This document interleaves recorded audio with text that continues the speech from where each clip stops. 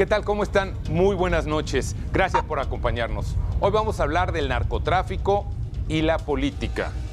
Dos mundos que aparentemente corren por vías separadas, por vías paralelas. Sin embargo, la realidad hoy, en nuestros días, en este 2017, nos está mostrando otras cosas. No olvidemos Thomas Yarrington, no olvidemos al presidente municipal o delegado, como se le dice hoy todavía, de Tláhuac. En fin, hoy tenemos mucho de qué hablar: narcotráfico y política.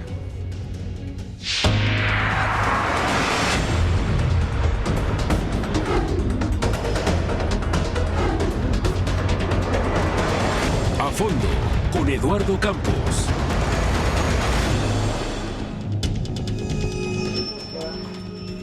¿Qué tal? ¿Cómo están? Muy buenas noches. Gusto en saludarlos. Tenemos hoy un tema realmente espinoso, en el cual el velo de la noche lo cubre. Y para eso, pues vamos a hablar del narcotráfico y de la política, la intromisión que han tenido estas dos actividades en un nuevo fenómeno que se llama la narcopolítica, que se le ha denominado así.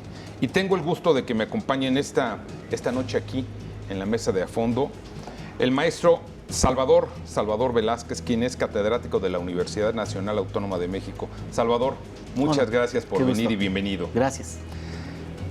Tengo el gusto también de que esté aquí integrada en esta mesa Leti Aguiar, quien es una especialista en estos temas. Viene de la organización mexicana SOS. México SOS. México SOS.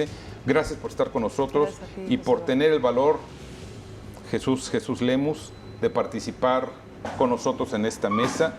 Les agradezco su disposición, sus conocimientos y sobre todo que nos ayuden a hacerle a la gente, a nuestro auditorio, entendible este mundo tan complejo, tan complejo. Y señores, yo les quiero preguntar y poner aquí en la mesa. Son dos mundos que hoy, pregunto yo, se han traslapado, se han creado una nueva realidad, la política y el narcotráfico. Les dejo la pregunta en la mesa. Yo creo que no son dos mundos. Yo creo que finalmente es uno y uno es hijo de otro, finalmente. Creo que el narcotráfico es hijo del sistema corrupto de gobierno que tenemos en México, donde la corrupción ha sido el fondo de todo este sistema que estamos viendo de la colusión de los gobiernos estatales con los líderes del crimen organizado, con los cárteles de las drogas prácticamente, en donde los cárteles de las drogas han llevado gobiernos paralelos a los institucionales. Lo tenemos muy claro, por ejemplo, en Michoacán. En Michoacán estuvo gobernando los caballeros templarios, primero la familia, luego los caballeros templarios, en los gobiernos desde Lázaro Cárdenas Batel hasta, quiero pensar que hasta antes del de Silvano. Por no señalar otra cosa, porque en el caso de Silvano es un caso muy particular donde no hay gobierno paralelo, porque simplemente no hay gobierno institucional. En Michoacán sigue gobernando los grupos de autodefensa, el crimen organizado, y Silvano, bueno, él en su entorno político, él aspirando a ser presidente de la República, pues ha dejado desdibujada la figura institucional. Entonces, pues yo pienso que en México no hay dos gobiernos, dos mundos, el del narcotráfico y el de la política. Es uno solo, y eso es producto de la corrupción. Leti, ¿tú qué crees? ¿Un mundo o dos mundos? José Eduardo, bueno, gracias desde México SOS por la invitación. Yo creo que no necesariamente podemos hablar de mundos separados, y yo creo que es preciso hacer una aclaración en el término de política, porque al final de cuentas política la hacemos todos los ciudadanos, ¿no? De una manera u otra manera, sino hablar de política institucional. Ese es, digamos, un matiz que de alguna manera acota esta relación, este binomio, ¿no? de narcotráfico y de política, esta vinculación que hay en la política institucional. Creemos también que a final de cuentas hablamos de un mercado. O sea, el tema del narcotráfico es un mercado. Y como en todo mercado, hay compradores y vendedores, finalmente. Y en ese entramado, pues hay complicidad también, ¿no? Hay varios ejes que pueden derivar en la plática que estemos teniendo. Estamos hablando de un mercado, estamos hablando de una política institucional, pero no podemos aislar el tema de también la complicidad ciudadana en algunos sentidos, desde los empresarios hasta los ciudadanos que tienen al lado a un cuate que es narcotraficante o narcomenudista. Y otro punto que es importante como suscribir en este entramado es el tema de la diversificación del narcotráfico. Como que tendemos ya a etiquetar de manera, creo, un poco equivocada o ha sido inercial, hablar de narcotráfico en todos los sentidos, y no necesariamente, porque se ha diversificado de muchísimas maneras. Es decir, ya no estamos solamente hablando de narcotráfico, sino de crimen organizado. Eso tiene que ver con las bandas que solamente traficaban drogas de cualquier especie, ya tienen otras aristas, otras ramas, otros tentáculos que están orientados al tema del secuestro o de la extorsión o de la trata o del robo de hidrocarburos, etc. Sí podemos hablar, yo generalizaría más de crimen organizado, dentro del que se suscribe el tráfico de narcóticos, y la corrupción o la colusión con la política institucional.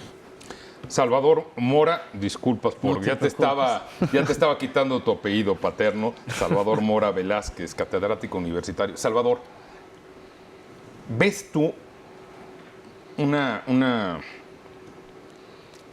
posibilidad de que el gobierno federal realmente ejerza una acción frontal contra estos mundos paralelos o este nuevo mundo? Y te lo pregunto porque pues con Felipe Calderón tuvimos un eslogan que era la lucha frontal contra el narcotráfico, ¿no? Esto se puede dar hoy en día, siendo tan amplio y estos tentáculos, como nos dice Leti, tan amplios que ya van en tantos lugares de la sociedad. Desde que México firma convenios internacionales como el Convenio B, ¿no?, tenemos nosotros una obligación, no solamente interna, por resolver el problema del narcotráfico y el dinero que llega a la vida institucional. El problema que tenemos ahí es la fragilidad de las instituciones que van acompañando el proceso. Creo que dentro de ello, de nada sirve tener una ley de lavado de dinero si al final del camino la impunidad, la corrupción, la discrecionalidad de la aplicación de la propia ley te va llevando a tener huecos y vacíos donde la autoridad se ve incapacitada. Y la respuesta no solamente es jurisdiccional. Al final del camino hay que ver el problema desde un ámbito político.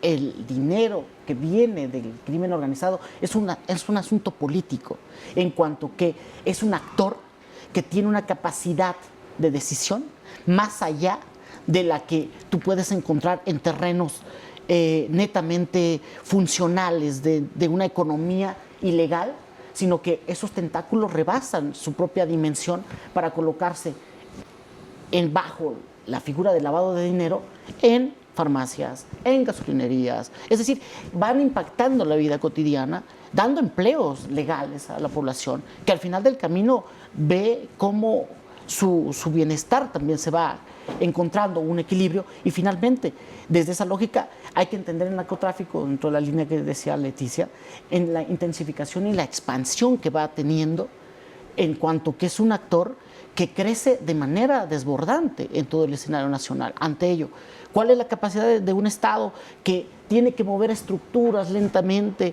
para poder dar una respuesta inmediata? Es verdaderamente complicado. Necesito leyes que garanticen que no se violenten derechos humanos. Necesito leyes en este sentido. Entonces, toda acción que comete el Estado debe ser legal para que pueda ser vista o evaluada correctamente. Y esto, evidentemente, trastoca una capacidad de reacción inmediata. El dinero, aquí el poder del dinero, ¿ha comprado a la autoridad? Por supuesto. Les pregunto. Por supuesto. Hablando de lo que dice el maestro Salvador, yo creo que a la par de cómo se ha ido dando la evolución de los grupos del crimen organizado, ya no nada más del narcotráfico, porque como dice Leticia exactamente, hay varias aristas donde ya el narcotráfico no se conforma únicamente con las utilidades cada vez menores que deja, por ejemplo, el trasiego de marihuana, cocaína y otras drogas, ¿sí? Sino que busca, por ejemplo, entrar a temas un poco... como el secuestro. Pero más allá, legales, como por ejemplo la minería. Por ejemplo, la minería, el narcotráfico ha ingresado de lleno a la minería y está siendo un gran aliado de los empresarios. Y hablo de los empresarios de las empresas transnacionales, de las canadienses, de las norteamericanas, de las chinas que están llegando a México en esta apertura comercial que ha hecho México. México presume, por ahí en sus estadísticas, la Secretaría de Economía, que México es el segundo productor mundial de plata. Pero si lo vemos fríamente, México no produce plata. La plata es de Estados Unidos, la plata es de las empresas canadienses, porque ellos son los dueños, los concesionarios de las minas, son los que están llevando. Y en ese afán, las minas, la industria minera es un estado dentro del estado mexicano, porque lo podemos revisar a fondo. Cada una de las minas que tenemos en México, donde hay 25,400 y tantas concesiones de minas. Y actualmente son más de 900 minas las que están operando en México con producción alta, sea de oro, plata, cadmio, de lo que sea, ¿sí? Metales tanto industriales como preciosos. Y esa producción la absorben ellos y ellos están tomando medidas cautelares, si quieres les llamemos, para la protección de sus intereses, y para ello se han valido del crimen organizado. El crimen organizado ha entrado, por ejemplo, lo vemos en Michoacán, lo vemos en Guerrero, en Veracruz, en Tamaulipas, en Sonora, Sinaloa. Para donde voltees, Eduardo, para donde voltees, vemos cómo el crimen organizado es la guardia blanca de las empresas mineras. Y eso le reditúa mucho más dinero, ¿sí? Porque, por ejemplo, te voy a poner un ejemplo bien simple. Al cártel de los Caballeros Templarios, se estima que en promedio anual tienen utilidades por el trasiego de drogas de cerca de 15,000 millones de pesos al año. En toda su actividad delictiva, 15,000 millones de pesos. Datos del CISEN, ¿sí? 15,000 millones de pesos. Pero el proteger a las empresas que están establecidas en el Estado, que extraen hierro sobre todo, y vender, por ejemplo, cargamentos de mineral de hierro a los chinos, eso les deja más de 20,000 millones de dólares al año. Y entonces es más rentable cuidar, y sin embargo ellos no arriesgan nada cuando van vigilando un camión cargado de hierro. No arriesgan nada, pasan los retenes, la Marina nunca los va a detener, el Ejército nunca les va a verificar si llevan o transportan minerales, llevan tierra, minerales, punto. Es lícito. Lo que no es lícito es el cuidado y el traslado y las formas en las que están dando su servicio a la minería. Ahí ese es el problema. Y así como ocurre con los templarios en Michoacán, ocurre con el cártel de Sinaloa en Chihuahua, o el cártel del Golfo del Golfo en Coahuila, donde son prácticamente los depositarios de la seguridad minera de toda esa entidad. Entonces, volviendo al tema que decía, para no desviarme, discúlpame. No, para no desviarme, adelante. de lo que decía Salvador. Decía el maestro Salvador. Exactamente, el Estado ha sido tan débil que ha permitido este crecimiento de los grupos de narcotráfico, pero yo a esto le agrego otro factor. Yo le agrego el fortalecimiento de los grupos fácticos, los empresarios, que volvemos al tema de las minas, la iglesia, medios de comunicación. O sea, hay una serie también de los artistas ahora tan de moda, futbolistas, ¿sí? Que están coludidos con el crimen organizado de alguna u otra forma, porque el crimen organizado tiene sus tentáculos, va a buscar la mejor posibilidad para su lavado de dinero, para la protección de sus intereses. Yo creo que el crecimiento de los grupos fácticos en el país es otro de los graves problemas que tenemos. Vamos a una pausa, regresamos en un momento porque esto está empezando a desdoblarse y estamos viendo hasta dónde llega este mundo, el de la narcopolítica. Lo seguiremos analizando. En un momento regresamos. Mire, estamos escuchando una serie de anécdotas y de temas que vamos a tratar de ponérselos aquí en la mesa para que juntos podamos entender este complejo mundo en el cual está pues el poder político, el poder económico, que parece ser que confluyen.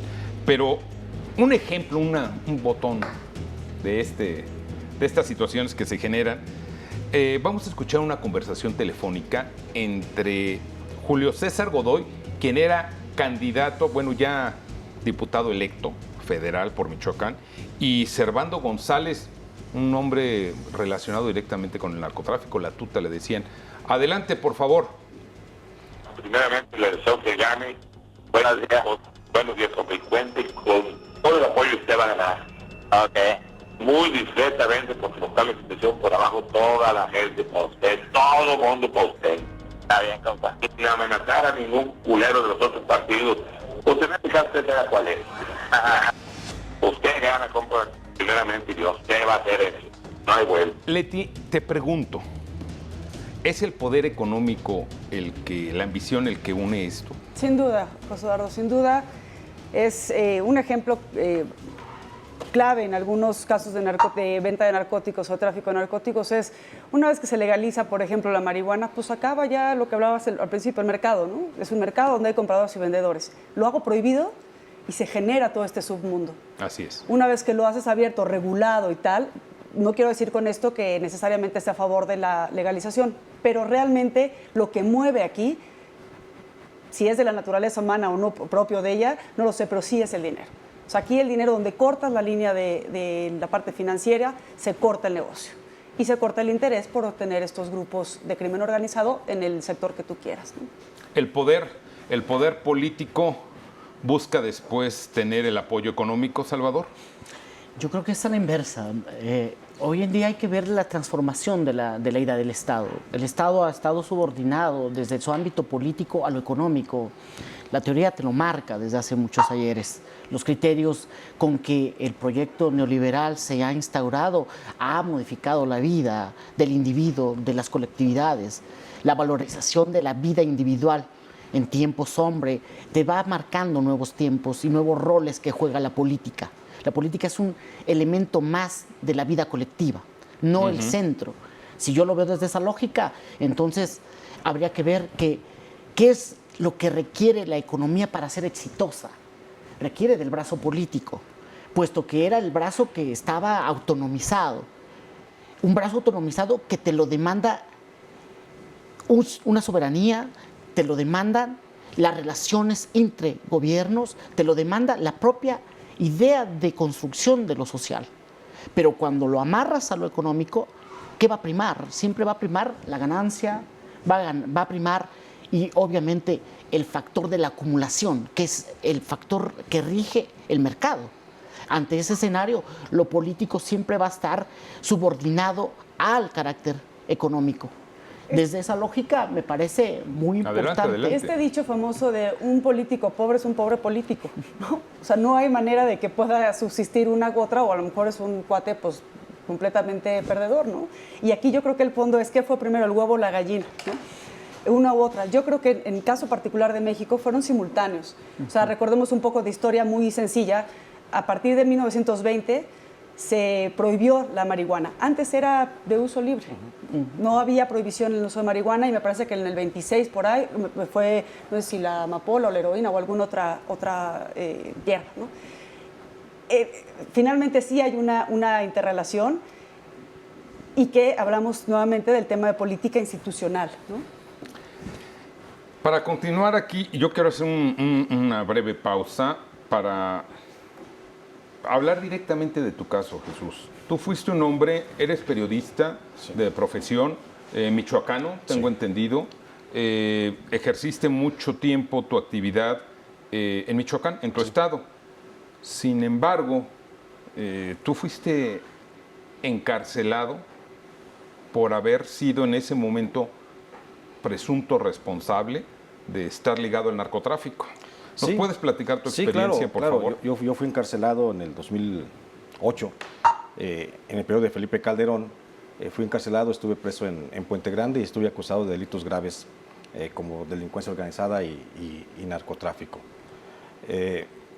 Entonces, a mí en ese tiempo, y esto viene por lo que hablamos de la PGR, cómo se integran las averiguaciones y los falsos positivos en México. Y eso fue como la posibilidad de Felipe Calderón de darle un cierto triunfo a su guerra fallida contra el narcotráfico, el elevar las estadísticas de los presos. Entonces, igual que yo, hay miles de casos. Yo he documentado decenas de casos de gente inocente que fue a la cárcel y que, bueno, finalmente se logra la libertad, pero ya no sigue siendo uno el mismo. Pero ese es otro tema. A lo que voy es los falsos positivos en México. Cómo los falsos positivos han ido aumentando la estadística del avance de la guerra contra el narcotráfico. Un avance que es incierto y que, por supuesto, para nada parece competir con la realidad. Y tan así es la guerra fallida del narcotráfico de Felipe Calderón y luego continuada por el actual presidente Enrique Peña Nieto, que únicamente son detenciones mediáticas muy aparatosas y son sentencias mediáticas las que pretenden, pero realmente si se quisiera, por ejemplo, acabar con el narcotráfico, no se estaría llevando la política que se lleva actual. Y pongo el ejemplo, por ejemplo, el ejemplo del Chapo Guzmán. El Chapo Guzmán, según la revista Forbes, es uno de los hombres más ricos de México. Pudo acumular con su riqueza a través del narcotráfico miles de millones de dólares. Pero sin embargo, estuvo detenido en México y fue extraditado, y en su proceso, en su estancia en México, nunca se le tocó un solo peso. No se le incautaron grandes propiedades. Se le incautaron una colección de autos de mediano pelo que cualquier empresario normal en México podría tener, ¿sí? Pero no el gran capo de México. A Rafael Caro Quintero estuvo preso, nunca se le incautó dinero. Y hablamos, por ejemplo, de la Tuta, que tiene también miles de pesos, de millones de pesos, de lo que no se ha hablado nada, pero que no se les han tocado. Entonces, ¿cómo demonios puedes esperar que una guerra contra el narcotráfico funcione si estamos únicamente yendo sobre la cabeza? Los cárteles de las drogas son empresas, y si un día renuncia el gerente, al día siguiente hay un suplente y sigue la estructura operando. Esos son los cárteles de las drogas. Mientras no les corten el flujo económico, no va a pasar. Revestidos todo esto con el velo de la impunidad, con el velo por supuesto. Si no hubiera impunidad en México, si no hubiera colusión de las autoridades con los cárteles de las drogas, no estaríamos viendo esto. El uso de los testigos protegidos ha sido parte de este fenómeno de la impunidad, porque al final del camino, lo que tú generas con alguien que coopera contigo es señalar, pero también es protegerlo, es generarle un gran escudo de protección a este individuo que participa contigo para señalar a otros. Y en este juego de señalarse a sí mismos, al final acabas generando una cadenita favorable en favor de aquel que comete mayores delitos. Sí. En realidad no es un factor idóneo. Bajo esto, la lógica sería ley, prisión, no está generando los resultados, digamos, están quedando sueltos muchos cabos, y estos son derivados de, tú persigues un delincuente apoyado en un testigo protegido, pero este testigo protegido, en algún momento tú lo detuviste porque era un delincuente importante, pero al ampararse o cubrirse bajo este manto, está generando condiciones de excepcionalidad de la ley, en lugar de que tú vayas en este bloque tratando de contener y después, digamos, desestructurando. Desestructurar no solamente implica quitarlos de la territorialización que tienen, la penetración es máxima, es también quitarles el recurso económico. Aquí el dilema es ¿con qué ley lo hago? Porque las leyes que tenemos son bastante imperfectas, requieren de una participación no solamente de una procuraduría, requieren de un sistema hacendario fuerte, requieren de policías preparados, de ministerios públicos que vayan complementando. Es decir, ahí es donde yo veo que el problema rebasa la capacidad institucional. Yo creo, José Eduardo, justo ayer veía unas estadísticas del Latinobarómetro de hace un par de años sobre el tema de participación ciudadana. Y en este tema veía como más del 6 de cada 10 ciudadanos en México, comparado con otros países, a lo mejor estamos en la media, no denuncia. No denuncia porque no tiene confianza en la institución, porque no va a pasar nada. Porque si voy y denuncio, al igual y hasta salgo culpable, ¿no? Si tengo algún delito, al rato van a decir que yo me autorrobé el coche o me autosecuestré o al rato va a salir peor. Entonces, hay un nivel de desconfianza que está asociado a la impunidad. Está asociado, en este tema justo que platicaba Salvador, al que no pase nada. Y yo creo, y me regreso a tu tema central, a lo que platicabas al principio, es quitar este telón, quitar este velo. O sea, este silencio es lo que favorece, es como algunos científicos aseguran, el azúcar nutre al cáncer. Justamente lo que nutre también a la corrupción, a la impunidad, es el silencio. Y una debilidad institucional en la que los ciudadanos tenemos que promover, fortalecer a las instituciones y tenemos también que asumir nuestra responsabilidad como ciudadanos para fortalecerlo, pero a través de la participación propositiva de lo que estamos viendo aquí. Este silencio está solamente alimentando los grupos de poder fáctico, de cualquier tipo de poder que están naciendo, está alimentando la impunidad, no solamente es la corrupción, el fondo de todo es que tenemos que hacer que pase algo. Pero también cómo participar, cómo podemos esperar que la población pueda participar. Platicábamos hace ratito, Leticia, sobre las mesas de justicia, seguridad y justicia que llevan a cabo, por ejemplo, en Michoacán y en otras partes, ¿no? Y sí hay una participación a lo mejor bien intencionada de organizaciones como México SOS, hay una buena intención, pero el ciudadano tiene miedo. ¿Y cómo no lo va a tener si vemos estados, insisto, Eduardo, voltea para cualquier parte del no país? Es el norte. No, es el México, centro es o el México, sur. pero tenemos casos, por ejemplo, bien documentados, Michoacán, Tamaulipas, Guerrero, Jalisco, Veracruz, que son los que conozco, ¿sí? Casos bien documentados donde las patrullas de policía salen a operar para el crimen organizado, donde civiles sin uniforme, sin identificación, acompañan a militares, a marinos, a policías estatales, a policías municipales, a los rondines. ¿Cómo se puede arrimar la gente a hacer una denuncia por una extorsión, por un secuestro, por un robo, por una amenaza, si a sus propios acusadores son sobre los que va a acusar? Entonces, es difícil, y eso es producto de la ceguera, de la miopía de los gobernadores. Porque los gobernadores, bien que saben, lo sabe el gobierno federal, lo sabe la inteligencia federal, saben cómo está operando, saben qué está pasando, pero nadie quiere hacer nada, porque nadie se quiere meter en problemas con el narcotráfico. Cuando tú estuviste encarcelado, Ajá. Jesús, se llevó a cabo toda la investigación, todo el proceso. Después de 3 años, ¿qué te dijeron, Jesús? No me dijeron nada. Entonces, No, nomás un día una actuaria llega y me dice, está usted libre, no tiene cargos, y me leyó unas cosas que ni recuerdo, ¿no? Me leyó unas cosas y quedé libre 24 horas después. Pero no hubo ni siquiera investigación, Eduardo.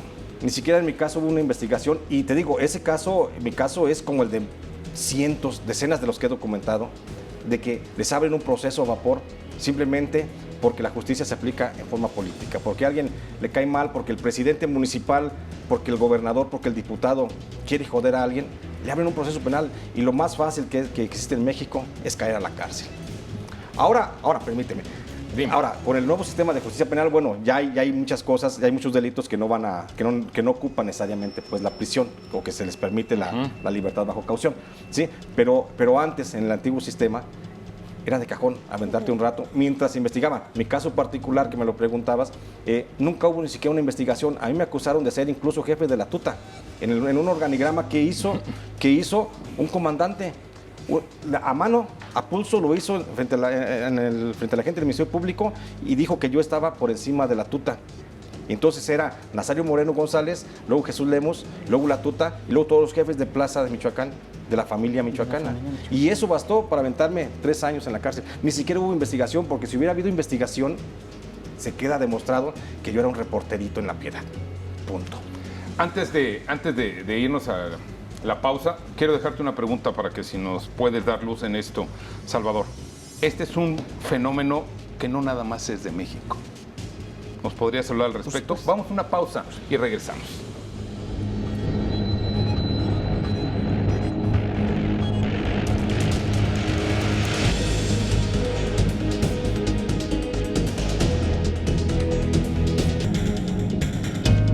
No con todo. Antes de tu respuesta, yo nada más quiero que veamos un ejemplito más de lo que nos ha ofrecido este mundo real que vivimos. En 2007, si no mal recuerdo, marzo del 2007, salió muy publicitado la detención que se le hizo a un ciudadano mexicano de origen chino, Zhen Li Jigong, $200 millones. Debajo del colchón. ¿Cuál debajo del colchón? Todos almacenados en una recámara, en una pieza. Veamos esta imagen que es impresionante. Y luego él dice, ¿copela o cuellos? ¿Copelan o cuello? ¿Esto es en todos lados? ¿Qué nos dice Salvador? Mira, casos ejemplares. Italia, creo que es uno de los casos más sintomáticos, que ha sido donde la justicia fue a desmembrar la mafia siciliana. En Brasil, con el fenómeno Lava Jato, donde hubo el encarcelamiento de políticos. El propio encarcelamiento en Guatemala, en Perú, tienes casos donde, si bien es cierto, no es una cuestión netamente narcopolítica, sí puedes ver el lazo del crimen organizado, puedes construir una red ahí donde hay intereses que se van generando, que derivan o concluyen en actos de corrupción y colusión entre el poder económico y el poder político, en el cual presidentes de la República o expresidentes de la República están señalados. Dentro de esto, ¿por qué se permite esto? ¿O qué es lo que lo posibilita? La debilidad institucional de los estados. Digámoslo de esta manera, el fenómeno de la narcopolítica es un fenómeno global. Vamos a quedar claros en esto. Segundo elemento, ellos van, digamos, monitoreando, sacan el radar y van ubicando qué estados son frágiles institucionalmente para penetrar sus estructuras y desde ahí replantear la estrategia. Pueden ellos meter la mano en legislativos, pueden meter la mano en estados, pueden meter la mano en presidencias. Esa es su capacidad. Ponen y quitan. Por supuesto que sí. Entonces, en ese sentido, ponen jueces, matan jueces. Es la misma lógica, es una transacción. El poder económico se convierte en un factor político en la medida de que penetra las instituciones. Cuando penetra las instituciones, no hay mucho que hacer. Y no nada más penetra instituciones, se invade territorios. Acaba de publicar Report Índigo un reportaje muy interesante sobre la criminalidad, la delincuencia organizada presente en los pueblos mágicos. ¿Por qué los pueblos mágicos le pueden interesar al crimen organizado? Por dos razones simplemente. Porque es un mercado para las drogas importante, para el narcomenudeo, y segundo, porque la presencia de las fuerzas federales es muy limitada en eso y por la presencia turística. Entonces, a veces cuando hablamos de crimen organizado, lo decimos muy a la ligera, pero realmente el crimen creo que está más organizado, los grupos sobre todo del narcotráfico, está más organizado que el propio gobierno federal. ¿Sí? Ellos sí están organizados, ellos tienen estructuras. He detectado en algunas regiones cómo los cárteles incluso llegan a tener jefes de prensa. Llegan a monitorear los medios. Por supuesto. Esa es la razón a veces por la que se los persigue a los periodistas. Ese es el meollo de la agresión a los comunicadores en México. Cómo el crimen organizado revisa con lujo de detalle las notas de los medios locales que le competen. ¿Sí? Por eso la agresión a ese tipo de periódicos. No vas a ver una agresión a periodistas de medios nacionales, se ve difícil, porque eso queda fuera de la importancia del crimen organizado. Pero así como tienen un revisor de información periodística, tienen uno de relaciones públicas con empresarios, otro de relaciones públicas con las estructuras de gobierno, revisan los planes de gobierno, ven qué partida económica tiene dinero y de ahí piden un porcentaje. Caso, insisto, Michoacán. En Michoacán, los caballeros templarios pedían el 40% de los programas de desarrollo social o de ejecución de obra pública. Permíteme ahorrarme nada más los nombres, pero en Michoacán, en la campaña donde es candidato Fausto Vallejo y a la postre gobernador, un presidente de un partido político me dijo: el 50% de candidatos de mi partido podría yo demostrar que fueron elegidos por el crimen organizado. Claro. Los candidatos, el 50%. Nada más para un dato así rapidísimo, y no es exclusivo de un partido político. Les voy nada más a dar unos datos. Thomas Yarrington, priista, está ahorita en Italia, quien fue gobernador de Tamaulipas. Mario Villanueva lo recordamos como gobernador de Quintana Roo. Jesús Reina, gobernador de Michoacán. En el PAN, la famosa chapodiputada, como se le ha llamado a Lucero Sánchez, ¿no? Ahí está Guillermo Padres, también del PAN. En el PRD, pues bueno, no podemos hablar tampoco, dejar de fuera acusaciones que le hicieron a Leonel Godoy en su momento, al propio hermano, ahorita al famoso delegado de Tláhuac. En fin, esto parece ser que por todos lados, y como decías, se ha infiltrado, se está moviendo por todos los ámbitos de la sociedad, y parece ser que el factor económico es determinante, Leticia. Sí, sí lo es.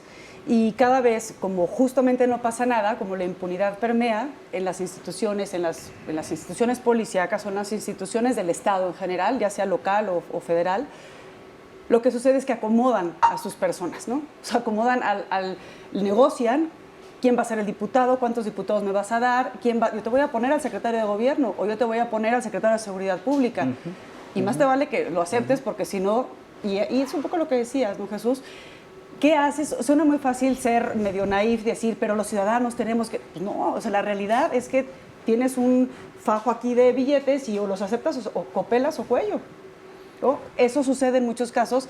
El dinero sí es el móvil. También nos tenemos que cuestionar la valentía y el móvil, o sea, de verdad la pureza de la intención de quien vaya a gobernar, que cada vez puede ser más cuestionada. Si eres capaz de asumir ese cargo, pues lo asumes con el paquete completo. ¿Le vas a entrar a negociar o no le vas a entrar? ¿O le vas a entrar a partir de la cara al crimen organizado?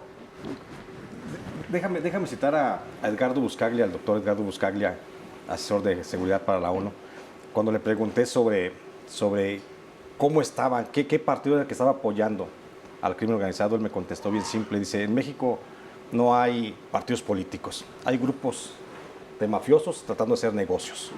Entonces yo coincido mucho, yo pienso o empato con esa idea de que no son grupos de mafiosos los que están haciendo negocios. Porque dime ahorita a la fecha, ¿quién se salva de no aparecer en la fotografía con alguien y luego la quitan de Twitter, ¿no? El presidente de la República sale con Julián y en una fotografía lo señalan de algo en Estados Unidos y la quita. Por ejemplo, López Obrador, tenemos la relación con el alcalde de Iguala, Abarca. O sea, tenemos, por ejemplo, a esta que mencionabas, a Costa Naranjo, que fue el que metió en la cajuela al hermano de Leonel Godoy, Julio César Godoy, para que protestara como diputado federal y tuviera el fuero que le diera la impunidad. Exactamente.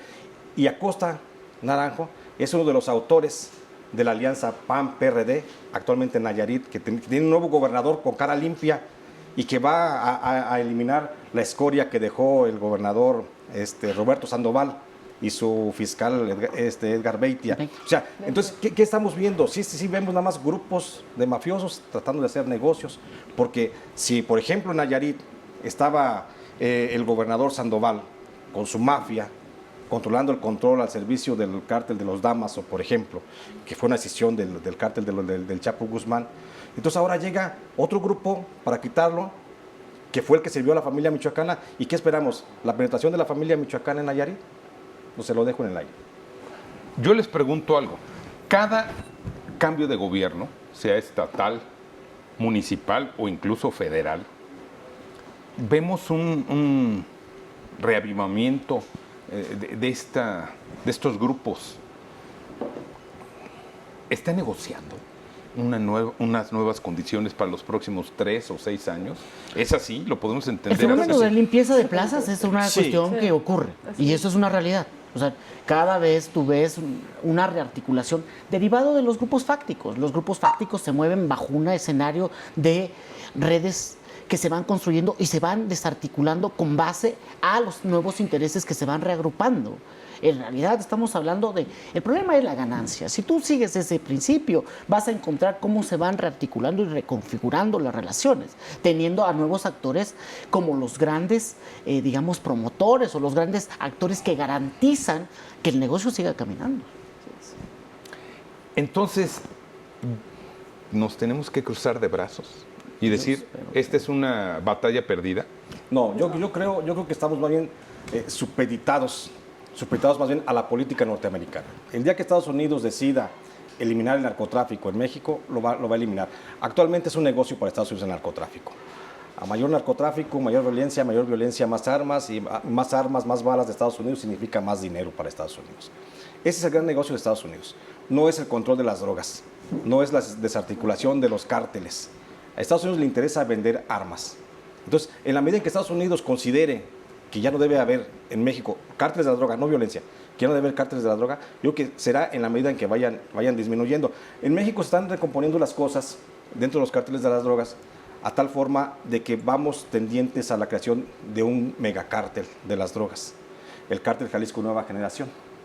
Tras la disputa del Chapo Guzmán hacia el interior, con grupos como con el Mayo Zambada, con el Azul, con Rafael Caro Quintero, con los Beltrán Leiva. Esa disputa ha fraccionado al cártel de Sinaloa, que era el más poderoso y el que tenía alguna serie de hegemonía en todo el país. Eso ha sido aprovechado por el cártel Jalisco Nueva Generación, un gran aliado en su momento también del Chapo Guzmán, el que va ahora por todas las canicas del juego. Entonces, el cártel Jalisco Nueva Generación es el que está planteando una extensión territorial hacia todo el país y es el que actualmente mantiene el control en las actividades del narcotráfico en 16 de los estados de la República. Y mantiene, por eso la violencia, como decía Leticia, como decía el maestro, sí, eso es lo que mantiene la ola de violencia tan elevada, por el reacomodo, por el control de las plazas. porque el cártel Jalisco pelea, por ejemplo, en Michoacán está peleando contra los Zetas y contra algunos grupos disidentes del narcotráfico, de los caballeros templarios y de las autodefensas. En Guerrero pelea, por ejemplo, contra los Beltrán Leiva. En Veracruz pelea contra los Zetas y el cártel del Golfo. En Tamaulipas, en Nuevo León, en Sinaloa, contra los del cártel de Sinaloa, del grupo del Chapo Mesa. Entonces, hay una serie de reacomodos, pero yo creo que después de ese reacomodo va a tener que venir un poco de calma. No hablamos, no sé, de plazos, no sé, pero hablamos de que posiblemente en el próximo sexenio podríamos estar viendo una pacificación. Pero a ver, entonces ayúdenme a entender, porque yo ya no sé nada, ya no veo nada. Cada vez que detienen a un capo, es el más buscado, es el líder del grupo fulano de tal que tiene realmente espantado, aterrorizado a toda la población. Y vemos al siguiente mes o semanas, otra vez el más buscado. Y el líder del grupo, ¿qué pasa? Volvemos a lo mismo, la justicia mediática, el lavarse la cara al gobierno federal, el tratar de presentar glorias efímeras ante la población. No hay otra opción, no hay otra salida más que tratar de revestir cada pingüe de tensión con un gran triunfo, ¿no? Con un gran triunfo mediático. Es una política de escándalo. Sí, lo vemos exactamente de escándalo. Lo vemos actualmente con el caso de Rafa Márquez y de Julián Álvarez. Ellos están relacionados con un narcotraficante, Raúl Flores, creo, que el gobierno federal ni siquiera sabía quién era y estaba en una prisión estatal. Hasta hoy en la mañana se lo llevan a una prisión federal. ¿Por qué? Porque entonces ya le cayó el 20 al gobierno federal y el gobierno federal actúa en función de lo que haga el gobierno de Estados Unidos. Fue trasladado hoy al antiplan. Al antiplan, exactamente. Yo, José, la verdad es que no creo que esto esté perdido. O sea, tenemos la certeza en México SOS que esto no está perdido porque tenemos evidencia de cambios que se pueden hacer sustantivos. ¿Y a qué me refiero con esto? Con la acción que podamos tener los ciudadanos, no en abstracto, sino muy en concreto. Hay cosas que no se pueden cambiar de manera inmediata. O sea, este tema de la política de escándalo, pues no va a haber un manotazo de un gigante que les ponga así, diga, ya párenle a su teatrito y me acomodan como debe ser, ¿no? Eso no va a suceder y no lo podemos hacer tampoco los ciudadanos porque no existen los espacios, ni tenemos las herramientas ni los mecanismos para poder hacerlo de manera contundente a nivel nacional. Pero sí se puede hacer a nivel local, lo platicábamos fuera del aire. En México SOS tenemos 30 mesas de seguridad y justicia funcionando en el país, en 14 estados del país, en estados complicados como Tamaulipas, como Michoacán, como el propio Estado de México.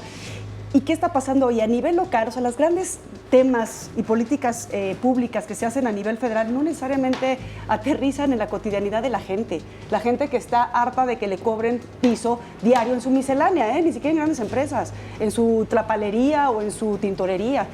Esos grupos, que estas mesas de seguridad y justicia, lo que están haciendo es verdaderamente valioso, es un ejército de personas valientes, porque son ciudadanos los que están encabezando esto. Y te pongo un ejemplo, no puedo dar el nombre por un asunto también de seguridad, pero en algún estado muy complicado del norte, en un municipio en particular que está completamente cooptado por el narcotráfico, por el crimen organizado, porque no necesariamente es narcotráfico de manera exclusiva, un sacerdote es el quien lidera la mesa.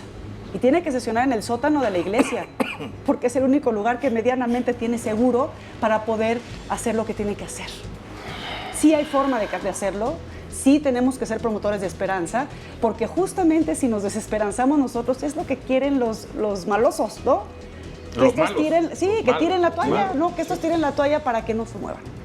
Vamos a un corte y regresamos con conclusiones de este tema tan espinoso, caray.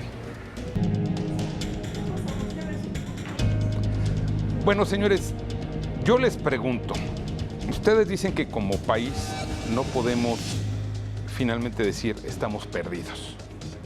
Ok, les tomo la frase, se las agradezco, pero quiero ir más allá. ¿Cómo lo vamos a hacer? El cómo, esa es la realidad. ¿Cómo lo hacemos? Permítanme con esta pregunta tomar la conclusión de ustedes. ¿Cómo vamos a resolver este problema?